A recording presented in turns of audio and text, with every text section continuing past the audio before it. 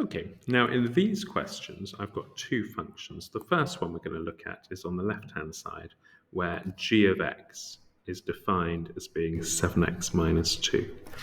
And we are asked to solve the equation g of x equals 19. So in this case, we're given the output, and we need to find the input. The output is 19, and we need to find the input. The way to do this really is to set up an equation, because we're told that g of x is 7x minus 2. And we also know that g of x equals 19. So 7 minus 2 must equal 19.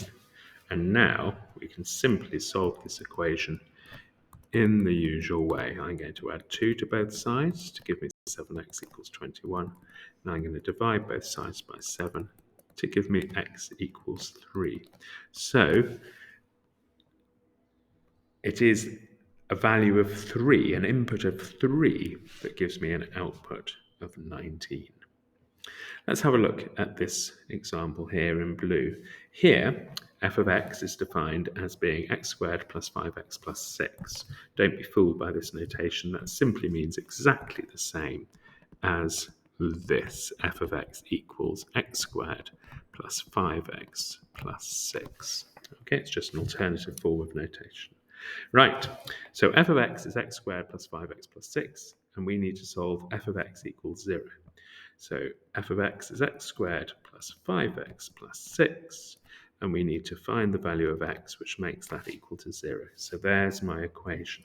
This is a quadratic equation. I've set it equal to 0, so I can factorize it, or perhaps I'll need to use the formula. But in this case, I can factorize the left-hand side, and hence simply write down my two values of x. So that is the solution there. But as I say, it may have been the case that when you were faced with this quadratic equation here, you had to solve it by using the formula rather than by factorizing. Okay, so that is how to find the input when you are given the output.